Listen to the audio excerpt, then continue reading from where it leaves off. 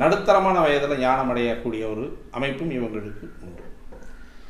அதை எப்படி சொல்லுது அப்படின்னா, வடிவது சால நல்லான் வஞ்சகம் பேச வல்லான் அப்படிங்குது.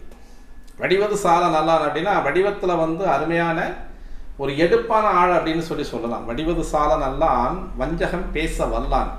வஞ்சகம்னா உள்ளே ஒன்று வச்சு வெளியே ஒன்று பேசுறது. அதாவது அவன் மனசுக்குள்ளே ஒன்று ஓடிட்டு இருக்கும், ஆனால் வெளியே சிரிச்சுக்கிட்டே பேசிகிட்டு இருப்பாங்க.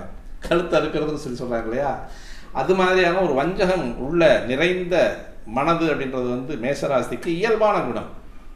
அதே மாதிரி வந்து கடு உரை கேடு சொல்வான். ரொம்ப கடுமையான உரை, கடு உரை கேடு சொல்வான். கல்வியே மிகவும் உள்ளான். அதாவது வந்து கல்வியும் அதிக மெத்த படித்தவனும் அவனாக தான் இருப்பான். மிக கடினமாக கோபச் சொற்களை உபயோகிக்கவனும் பிரயோகம் பண்ணுறவனும் அவனாக தான் இருப்பான். அப்போ வந்து கடு உரை கேடு சொல்வான், கல்வி மெத்த கல்வியும் உள்ளான். அது மாதிரி நிறைய படிக்கிறவனும் இருப்பான். உடையோடு பூசும் சாந்தும் உண்மையாய் அணிய வல்லான்.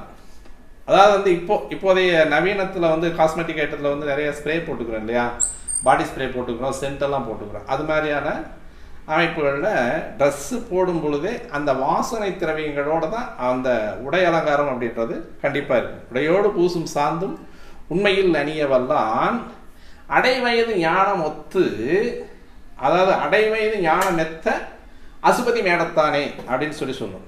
அப்போது அடைவயது அப்படின்னா குறிப்பிட்ட வயசுக்குள்ளேயே அந்த ஞானம் அப்படின்றது வந்து அவங்களுக்கு அதிகப்படியான ஞானத்தை கொடுக்கக்கூடிய ஒரு வல்லமை உண்டு அந்த மேசராசிக்கு. அப்படிங்கிறது வந்து பொதுவான மேசராசியை பற்றிய ஒரு இயல்பான குணம். இதுவே பல தீபிகைகளை எப்படி சொல்லுது அப்படின்னா, நல்ல வடிவமான உருண்டையான கண்களை உடையவர் மேசராசிக்காரங்க அப்படின்றது. முழங்கால் வழி இருக்கும். அது எப்போவுமே வந்து அந்த 10-11 அப்படின்னு சொல்லக்கூடியது சனியினுடைய வீடு மேசராசிக்கு. அப்போ ஆக்சுவலாக வந்து பாதகம் செய்யக்கூடியவன் சனி அப்படின்றதுனால 10-11ஆம் இடம் அப்படின்னு சொல்லக்கூடியது கணுக்கால் முழங்கால்களில் வந்து அவங்களுக்கு எப்போவுமே வலி உண்டு. ஏக சஞ்சாரி அப்படின்னு சொல்லுவாங்க. எல்லா பக்கத்துக்கும் போயிட்டு வந்துட்டு இருப்பாங்க. ஏன்னா அது வந்து ஒரு இடத்துல நிலை கொள்ளாத ஒரு ராசி அப்படின்றதுனால ஏகமாக இப்போது இந்த நேரத்தில் ஒரு 10 மணிக்கு கேட்டோம்னா வீட்டில் தான் இருக்கேன் அப்படிம்பார். 10:15 கேட்டோம்னா ஒரு 15 கிலோமீட்டர் 20 கிலோமீட்டருக்கு அந்த பக்கமாக இருக்கிற ஊரில் இருக்கேன் அப்படின்னு சொல்லுவார். வேகம் கடன்னு போய்கிட்டே இருக்கும். அது மாதிரி எந்த இடத்துலையும் வந்து சுற்றிக்கிட்டே இருக்கக்கூடிய ஒரு நபர். ஒரு இடத்துல அடங்கி உட்கார சொன்னீங்கன்னா உட்கார மாட்டாங்க. அவங்களுக்கு சுறுசுறுப்பாக இயங்கிட்டே இருக்கணும். அதுதான் மேசராசியினுடைய இயல்பு தத்துவம்.